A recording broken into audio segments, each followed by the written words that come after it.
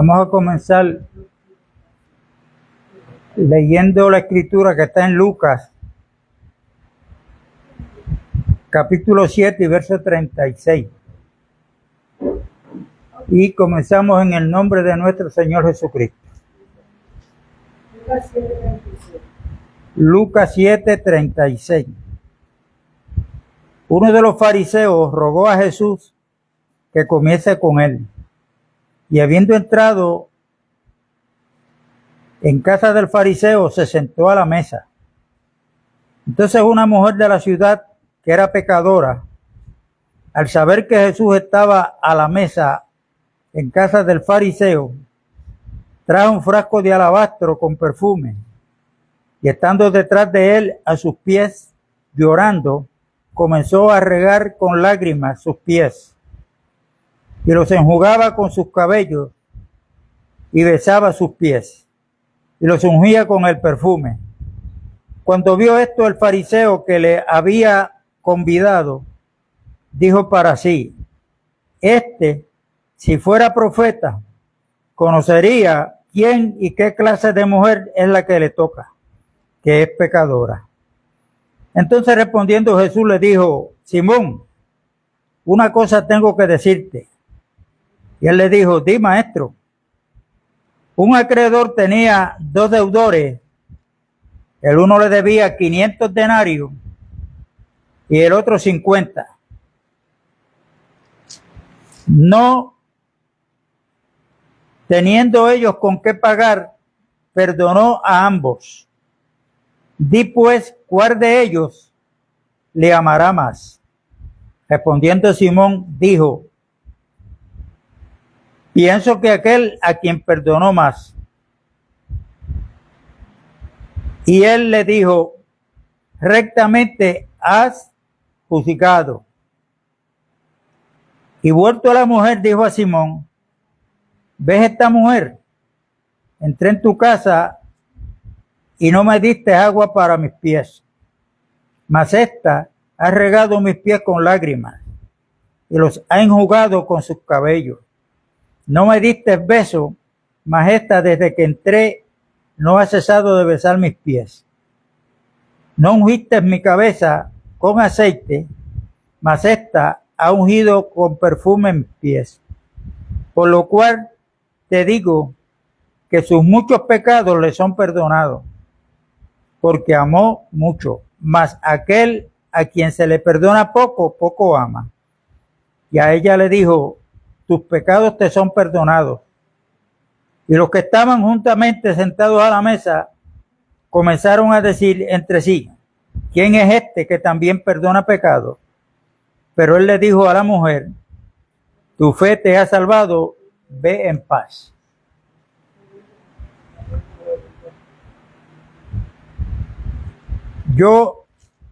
Esta escritura a mí siempre me ha llamado la atención. ¿Por qué esta mujer? Una de las razones que me llama la atención es porque esta mujer se fue a los pies de Jesús. Aquí hay un fariseo llamado Simón.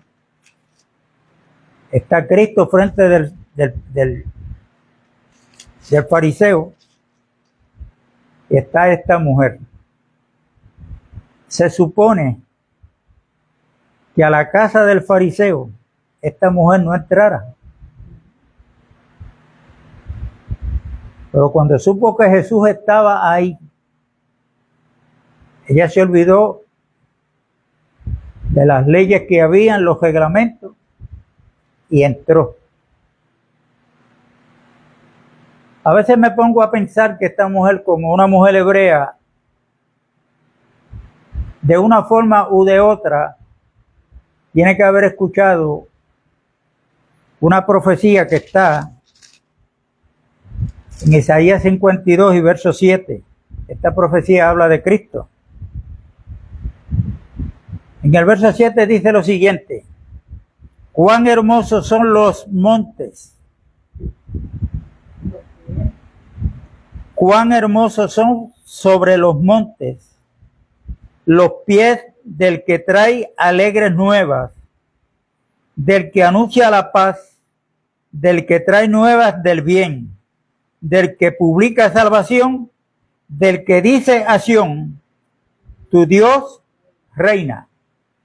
Esa profecía se está refiriendo a Cristo Jesús. Yo me pongo a pensar que tal vez esta mujer había escuchado de esa profecía, y todos sabemos que la fama de Jesucristo comenzó a divulgarse donde quiera que él iba por los milagros que hacía, en la forma que él predicaba y enseñaba. Quiere decir que esta mujer ya tenía una palabra que había traído a esta mujer el don de fe para creer. ¿Por qué yo llego a esa conclusión? Bueno, porque Cristo mismo le dice al final, tu fe te ha salvado. Y la fe es como resultado de oír y oír la palabra de Dios. ¿Ok? Ahora, esta mujer está frente a uno que vino lleno de gracia, que es Cristo Jesús, que es el que trae las buenas de salvación, las buenas noticias, y está frente a uno que representa la ley, que lo que sabe es señalar y condenar si tú no estás en la línea que está él. Este es Simón el fariseo. Fíjense que a la conclusión que él llega refiriéndose a Jesús, que él dice para sí, si este fuera profeta, conocería que la mujer que le está tocando es ¿qué? Pecadora. ¿Para quién fue que vino Cristo? Él vino a llamar no justos al arrepentimiento, él vino a llamar a pecadores al arrepentimiento. Esta mujer reconoció que era una pecadora, era una mujer de la calle, pero cuando ella escuchó hablar de Jesucristo, ella tomó una decisión, y era tener ese encuentro con aquel que trajo las buenas noticias. Y aquí cuando Simón hace ese comentario, si este fuera profeta, sabría que la mujer que le está tocando es una pecadora. Jesús pues le dice, Simón, tengo que decirte algo. Él le dijo, sí, Señor. Había un acreedor que tenía dos que le debían. Uno le debía 500 denarios y otro le debía 50. Bueno, como hoy es domingo, voy a tirarle una palabra de domingo. Eso es una hipérbole, que lo que quiere decir es una exageración. Y hay algo aquí, no solamente que Jesucristo pone esa exageración, que aunque uno lo que le debía era 500 denarios, 50, pero Jesús le dice que ninguno de los dos podía pagarle. Jesús dice que el acreedor procedió a cancelarle la deuda, a perdonarle la deuda. ¿A quién? A los dos. Entonces Jesús le dice, ¿quién tú crees que amó más? Y aquí hay una palabra que Jesús menciona, que muchos cristianos, yo los he oído, pastores, hermano, es que no se puede juzgar, pero no buscan en un diccionario lo que quiere decir la palabra juzgar. Y cuando Simón le contestó la pregunta a Cristo, le dijo, bueno, yo entiendo que el que amó más fue al que más se le perdonó. ¿Qué le dijo Cristo? Simón, has juzgado bien.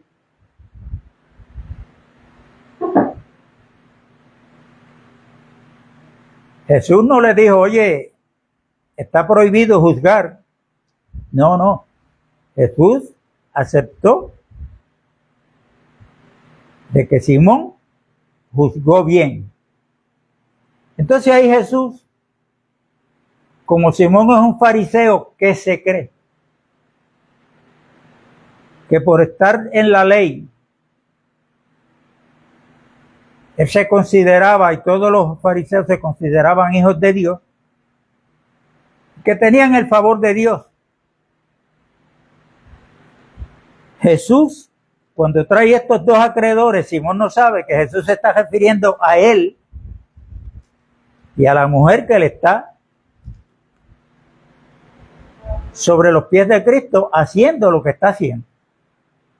Y ahí Jesucristo lo trae al escenario y le explica: Simón, ¿ves esta mujer? En otras palabras, que tú le estás llamando una pecadora. En otras palabras, tienes razón, pero tú también eres pecador. Y ambos tienen una deuda y ninguno de los dos la puede pagar. Aunque tú hayas pecado menos que ella, la paga del pecado es de gran precio, dijo el salmista, y no se logrará jamás. El único que consiguió el perdón de nuestros pecados para nuestra salvación se llama Jesucristo. Cuando yo entré a esta casa, le dijo Jesús a Simón, la costumbre era que cuando llegaba un visitante al hogar, ¿qué hacía? Pues le lavaba los pies porque venía de... No había brea como ahora.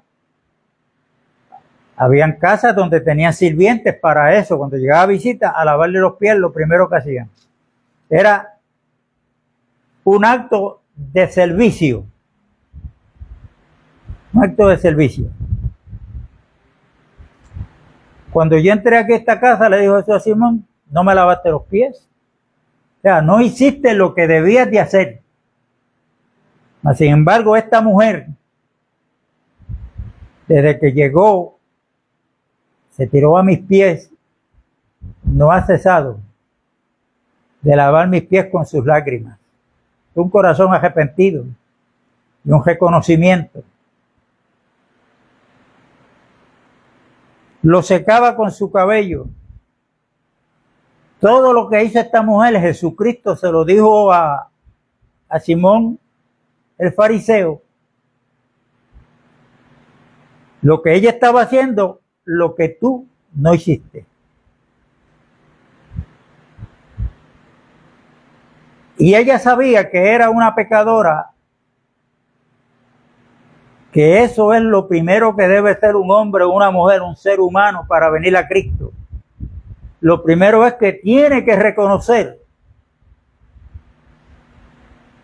que hay algo en él que se llama pecado, ese germen, esa enfermedad que lo separa de Dios. Pero Simón se creía un hombre justo. Y esto hay que decirlo, porque ese espíritu de los fariseos, eso está permeando en muchos corazones, en muchas mentes de seres humanos. Y ese espíritu religioso está todavía permeando en la mente de muchos cristianos y pastores y que se creen que porque pertenecen a una denominación, que ya con eso tienen el favor de Dios.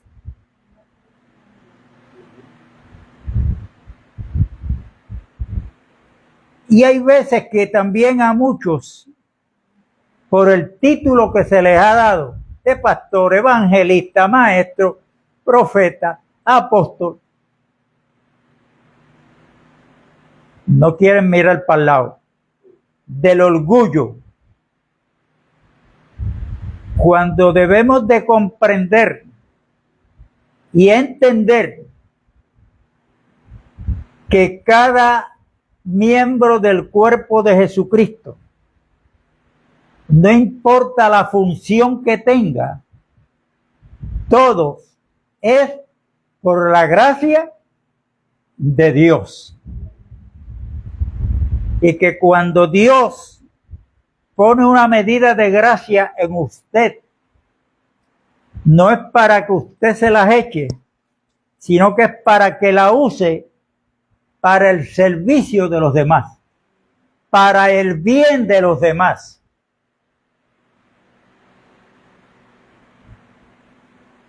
Y además de mis palabras, ahora yo cito al que sabe, al que manda y al que puede, que se llama Jesucristo, que dijo: yo no he venido para que me sirvan, he venido a servir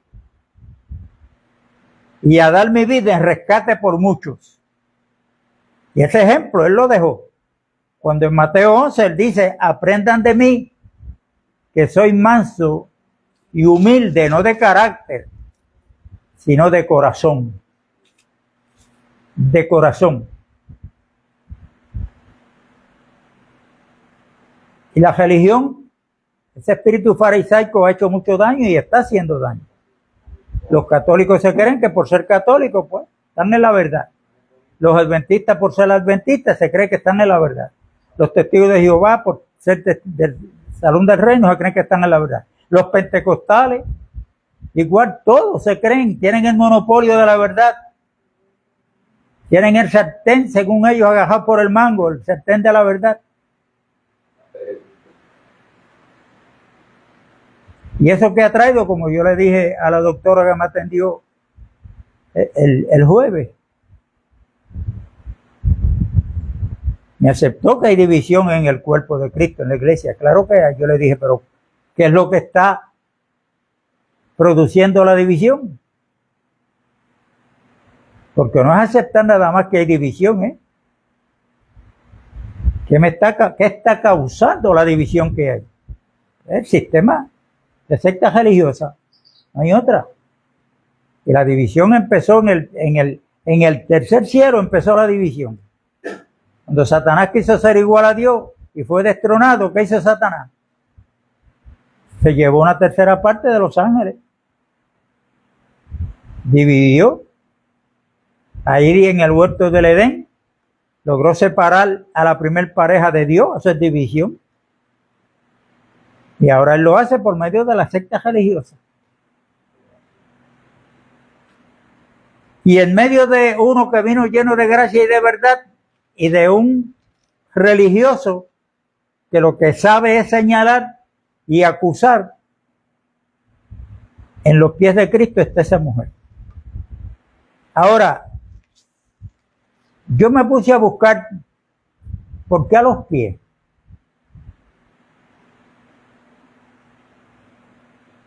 Bueno, tal vez ella, como yo dije ahorita, escuchó hablar la profecía de Isaías 52 y verso 7.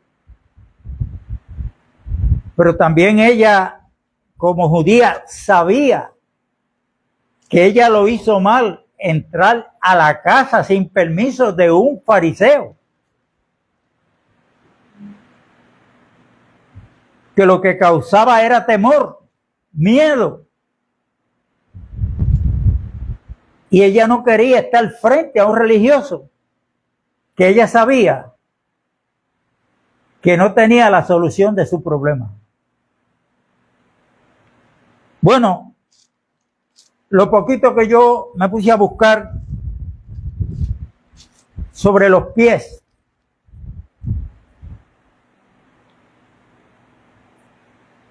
en Deuteronomio capítulo 11 y verso 24, encontramos que Dios le había dicho a su pueblo, dirigido por Moisés, que todo lo que pisara la planta de su pie era propiedad de ellos.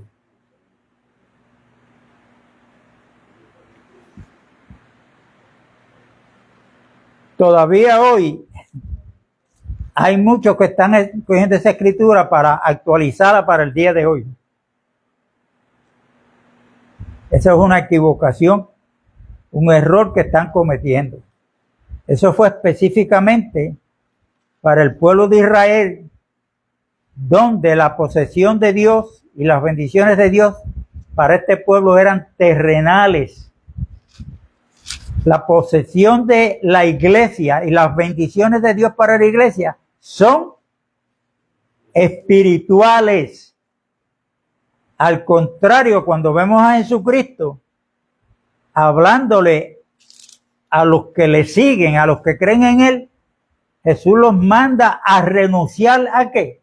No solamente al pecado, sino a los bienes materiales. O sea, que los bienes materiales no sean lo que ocupen el lugar que le toca a Cristo en nosotros.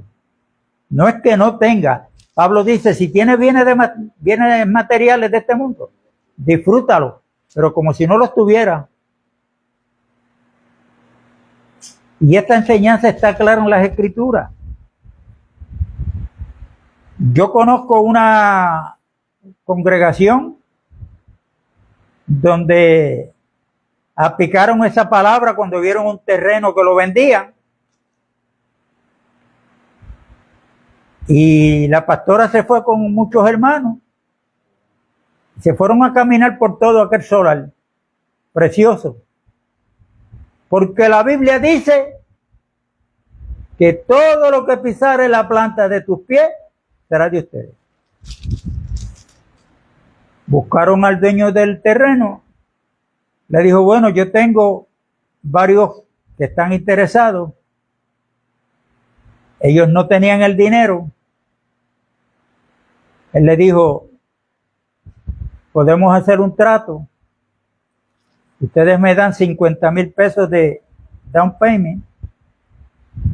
Yo les aguanto el terreno por X tiempo. Si en ese tiempo ustedes no han conseguido el resto del dinero,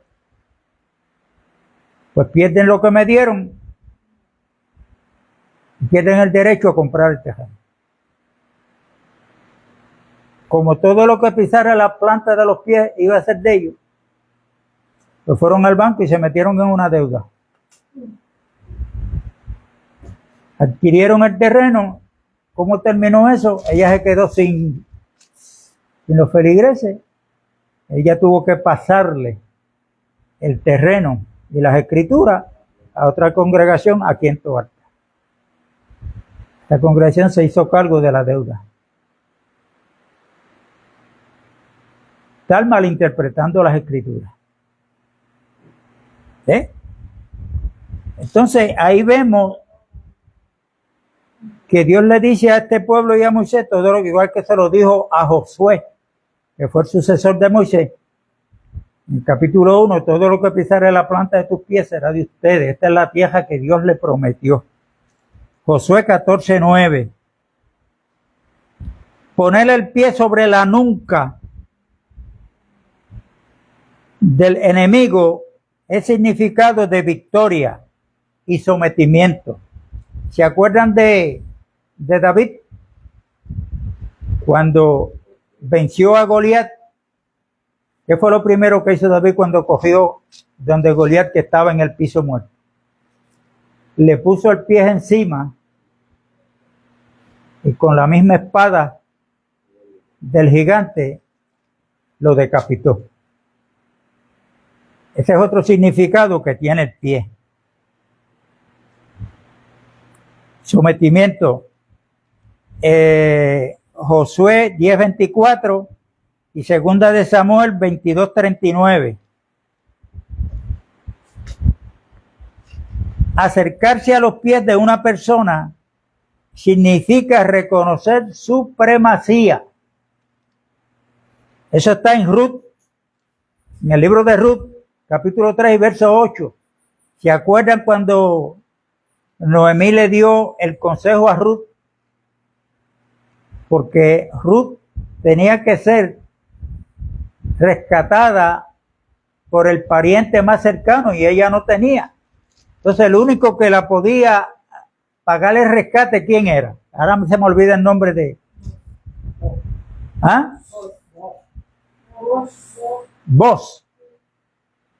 Pues entonces Noemí le dice a Ruth que esperara que vos se acostara a dormir y que luego ella fuera con mucho cuidado y recostara su cabeza sobre los pies de Booz. Estaba reconociendo la primacía de Booz y que él era el que tenía el poder para poder pagar el rescate por ella. Y eso, sabiéndolo Noemí, que era una mujer hebrea, le dio resultado a Ruth, que fue Booz el que pagó el rescate por ella. Eso está también en Primera de Samuel, capítulo 25 y verso 24. Y en Mateo, verso 18 y verso 29. Sentarse a los pies indicaba relación de alumno a maestro. Vamos a Lucas, capítulo 8 y verso 35.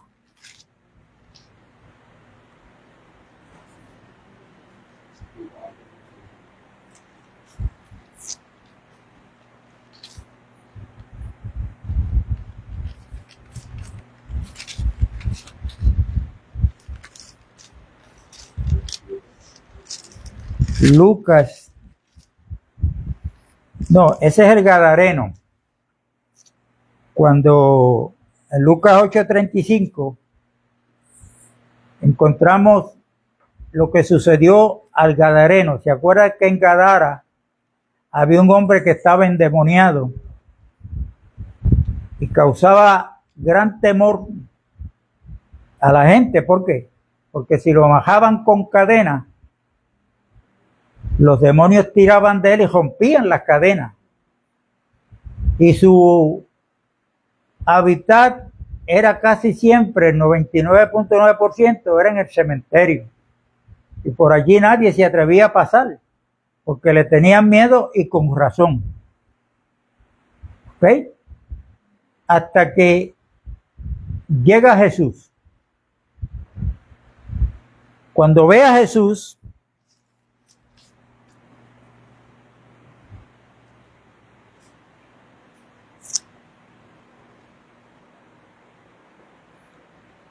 leer del verso 26 en adelante, que es donde está este evento, es mucho. Vamos a leer del verso... Bueno, voy a leer.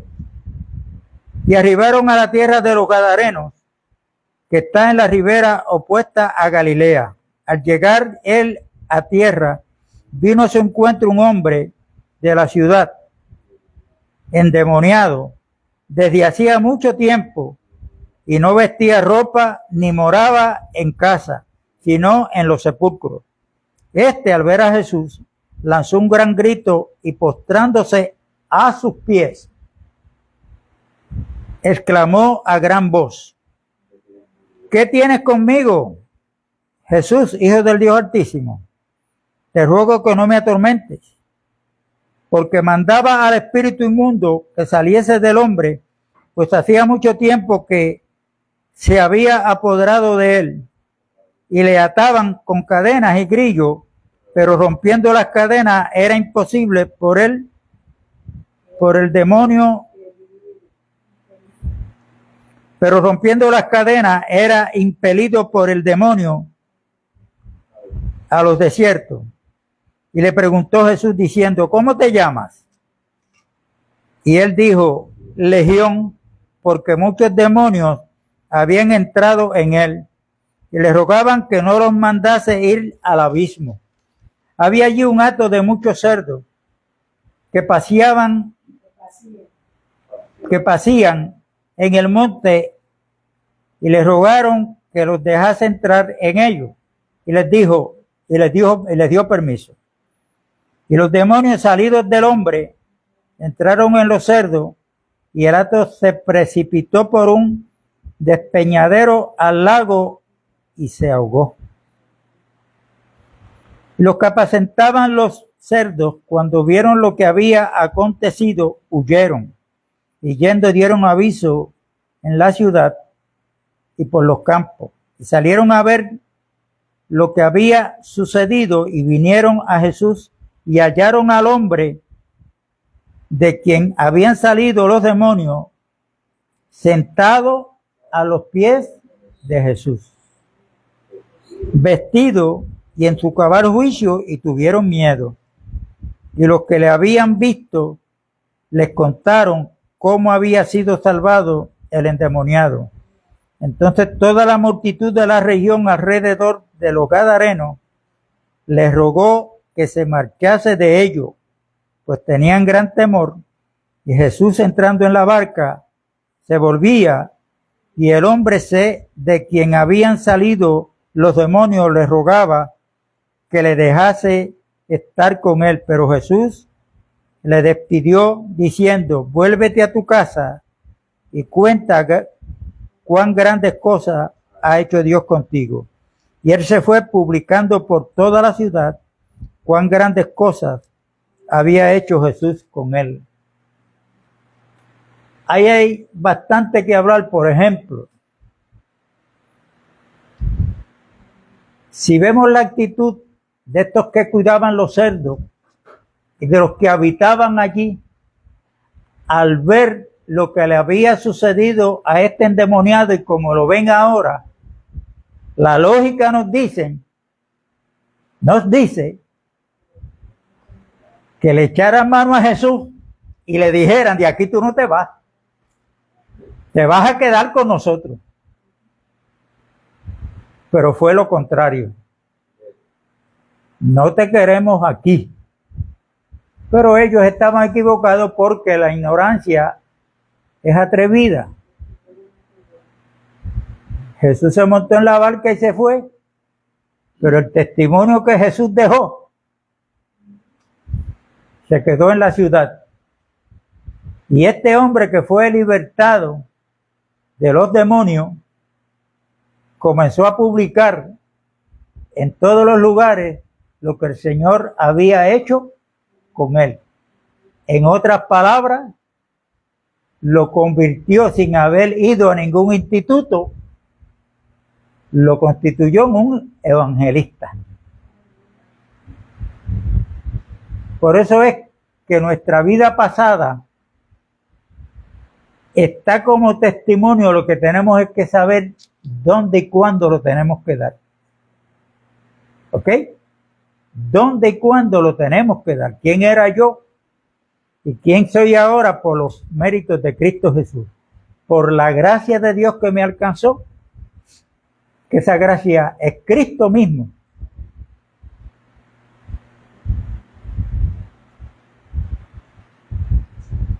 Y ahí este hombre que está completamente sano, en su juicio cabal, ahora tiene una vestimenta puesta para cubrir su cuerpo, porque él siempre estaba desnudo. Ahora tiene con qué cubrir su cuerpo. Además tiene la cubierta espiritual que Cristo le dejó y la libertad que Cristo le dejó. ¿Ok? ¿Y dónde lo encontraron a él cuando vinieron? A los pies de Cristo. Quiere decir, aquí ha llegado uno que tiene la primacía, que tiene la autoridad, que hay que reconocerlo como el que sabe, el que manda y el que puede. Ese es Jesús. Y él lo reconoció. Eso es lo que significa estar a los pies de Jesucristo. Y en Lucas capítulo 10, un poquito más adelante, sentarse a los pies de Jesús significa la relación que existe entre maestro y discípulo, entre discípulo y maestro. El que se sentó a los pies aquí, que fue María, la hermana de Marta, reconoció. Marta, ya sabemos que la lectura nos dice que comenzó a afanarse. Estaba en la cocina. estaba preparándole de comer, pero ella encontró que la tarea estaba fuerte para ella sola. ¿Dónde estaba María? Cuando Jesús se sentó, vino ella y se sentó a los pies de Jesucristo. Ella estaba escuchando las instrucciones ¿de quién? Del mejor maestro, del maestro por excelencia, que es Cristo Jesús. Quiere decir que sentarse frente a los pies de alguien es reconocer la relación que existía entre maestro y discípulo, entre discípulo y maestro. Y así lo reconoció María. Cuando Marta le exige y le pide al Señor, estaba afanada, que la tarea era fuerte, que le dijera a María que la ayudara. ¿Qué fue lo que le dijo Jesús? Marta, Marta, afanada estás. María ha escogido, la mejor parte, la cual no se le va a ser quitada.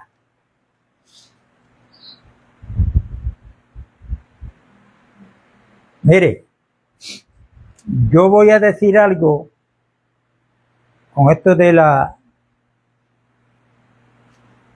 los afanes y de muchas cosas, porque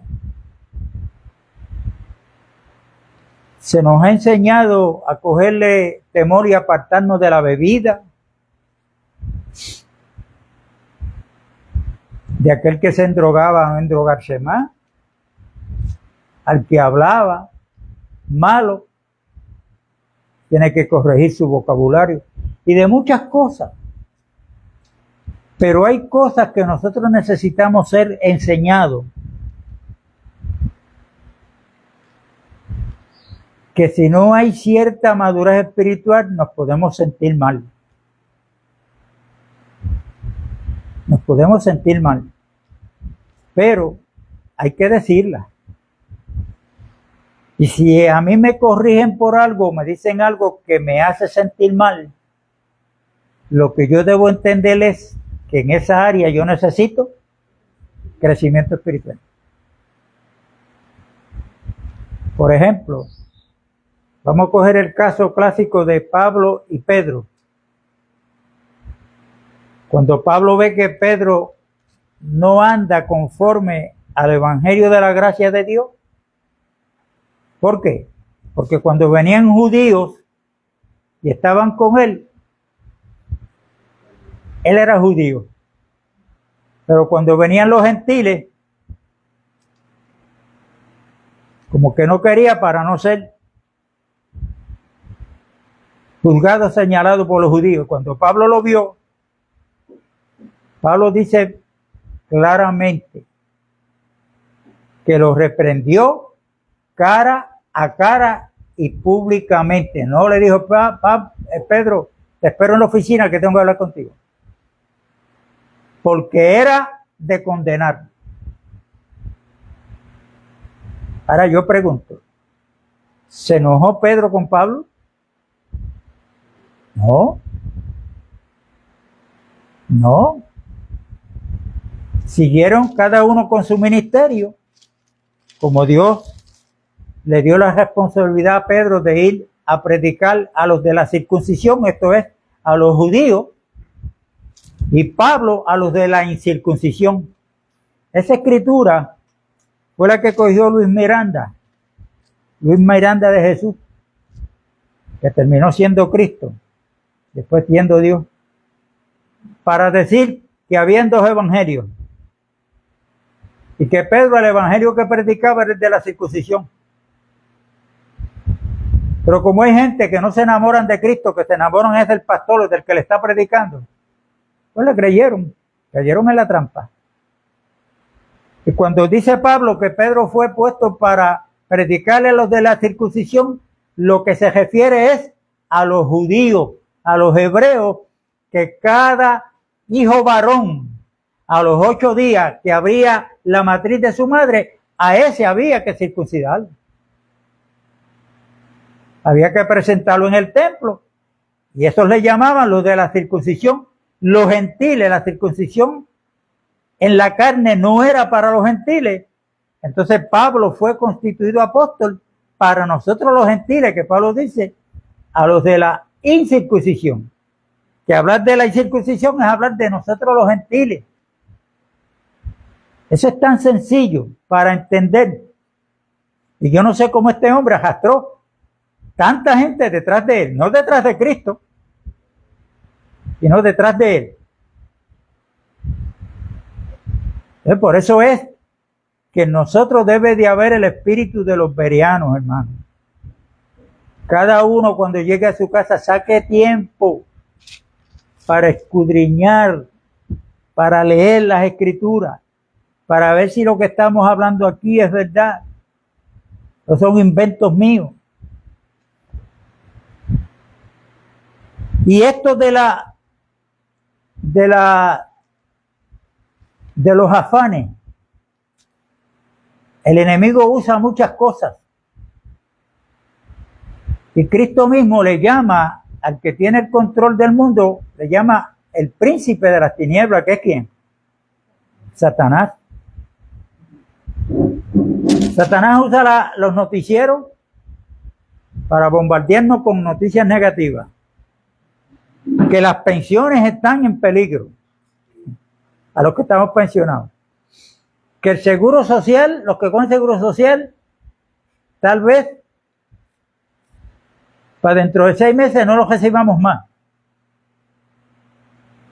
Hay huelga en los muelles allá afuera y los alimentos no van a llegar aquí. Son tantas las noticias que cuando viene una noticia de esa índole,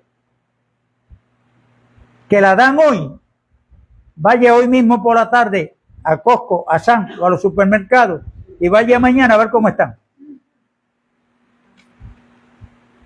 Porque hace efecto para traer temor. Entonces nosotros estamos ante la disyuntiva si le creemos a Cristo o no, porque Cristo nos dice a nosotros, Mateo capítulo 6, no se preocupen por lo que han de vestir, por lo que han de comer. No se preocupen por el día de mañana, porque esto lo hacen los gentiles, o sea, los que no forman parte del pueblo de Dios. Mas busquen del reino de Dios y su justicia primero, que todas las demás cosas les serán ¿qué? Añadidas. Pero entonces nosotros tenemos que pedirle a Dios que esa paz y esa paciencia que es Cristo sea manifestada en nosotros para cuando vienen.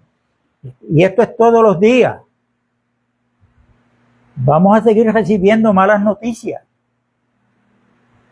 Malas noticias. Las noticias de hoy en día. Mira, este huracán, Milton. Había muchos cristianos preocupados. A mí me llamaron para que entráramos en una cadena de ayuno y oración, porque eso es un demonio lo que viene por ahí.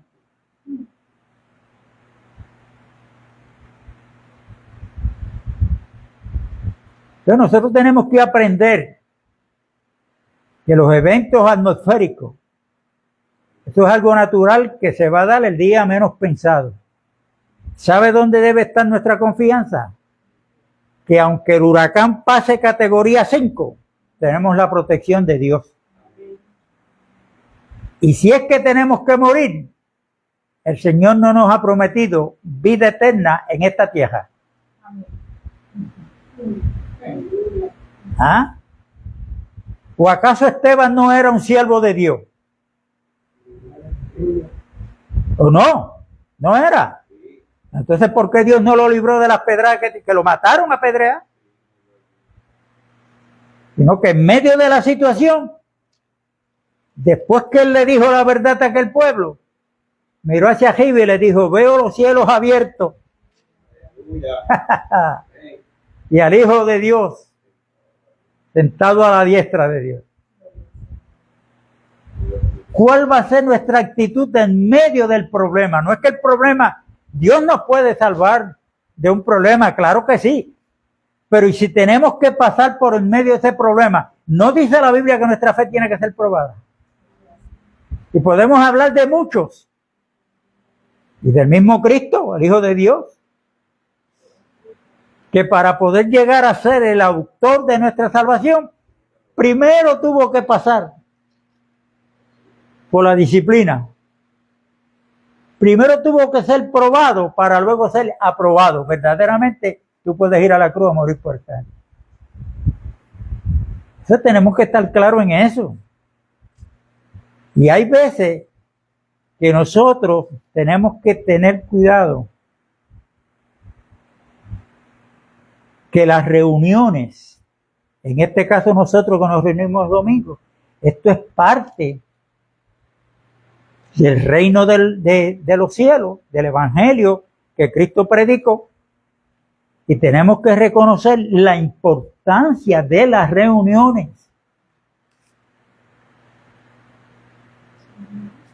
Porque yo faltar a una reunión, y esto es lo que yo dije ahorita, que nos puede causar un poquito de molestia, pero yo estar poniendo excusas baratas por ahí, por cualquier cosa, no voy para la reunión. Bueno, tenemos que cuidarnos. No, que para el domingo me hicieron una invitación. Vamos a poner, ¿a quién vamos a poner primero? Y son cosas que como las hablamos bien poco o casi nunca, cuando se hablan como que molestan. Y esto no es que yo que estoy aquí al frente ministrando esta palabra, eso no quiere decir que yo tengo control sobre ustedes. Me libre Dios. Pero hay una responsabilidad de que hablemos. Y que cada cual vamos a tomar nuestras decisiones. Nuestras decisiones. ¿Qué ponemos en primer lugar? Y no es que Cristo lo pongamos el domingo en primer lugar y el martes. Pues como no es domingo, el lunes o martes o durante la semana, pues el primer lugar para mí es otra cosa. Pero el domingo vuelve a poner a Cristo en primer lugar. No, esto es día a día. Cristo, la preeminencia. Dios le dio la preeminencia a Cristo en todo. En todo. Y así nosotros, hay veces que yo pienso y me dan como ese deseo durante la semana irme a congregar en algún sitio. Pero entonces después pienso, ¿pero dónde?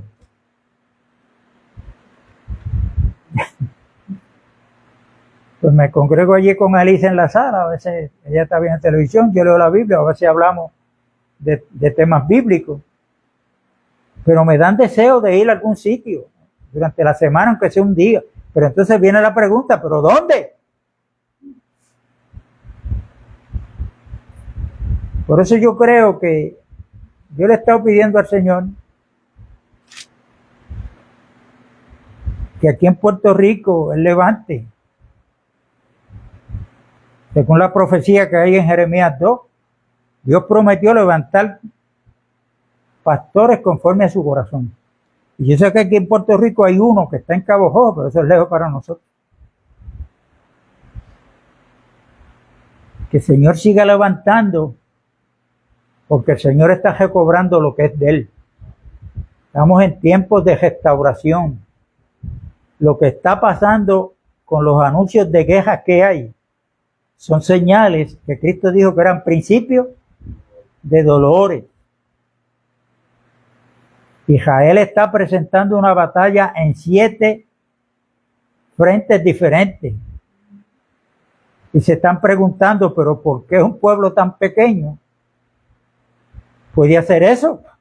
no lo acaban de destruir, que es lo que quieren los enemigos, que Israel desaparezca del mapa.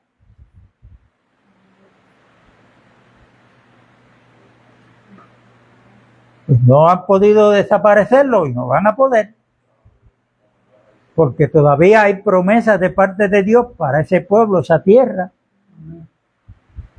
De que tienen que ir a la guerra, claro que sí, porque si ellos no fueran, fíjense que quien empezó esa guerra no fueron ellos, fueron los terroristas. Sin embargo, cuando esa noticia cogió a nivel mundial, no, Israel tiene que defenderse, pero al cumplirse un año, ¿cómo están las opiniones a nivel mundial? Hay que caerle arriba a Israel porque no puede seguir. Pero es que si Israel se cruza de brazos, los van a aniquilar. Y ellos están peleando, creyendo no en las armas que tienen, aunque las están usando, pero ellos están creyendo en la protección de Dios y en lo que Dios les ha prometido. Y hay cosas, hermano, que no querramos, pruebas difíciles, pero vamos a tener que pasarlas.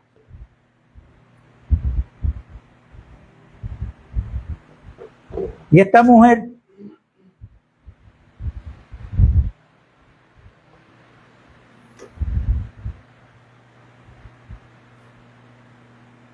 el perfume que ella usó para ungir los pies de Cristo no fue un perfume barato. Es decir, leer el contexto bíblico de eso. Era un perfume que podía costar 300 denarios. Y un denario era el sueldo de un día de un obrero. El año tiene 365 días. Quiere decir que ese perfume, para tenerlo, tenía que tener 300 billetes ahí para comprarlo. O más bien denario, que era la moneda de ese tiempo. Quiere decir que esta mujer, pues, con el trabajo que ella hacía, que era vender su cuerpo, parece que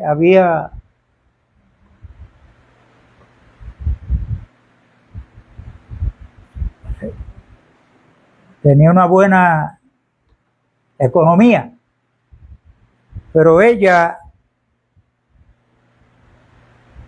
pudo evaluar el precio de ese perfume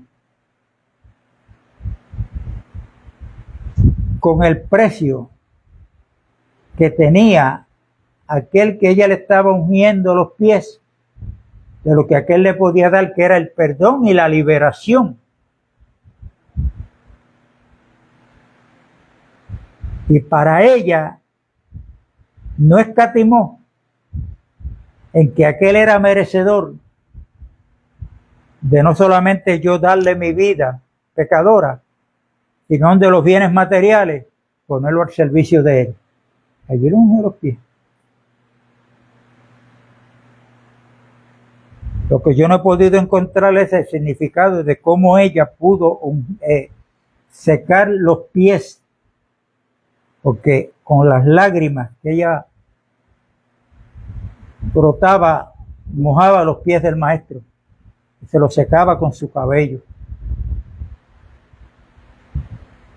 Cuando la iglesia comenzó, la vemos como los primeros creyentes,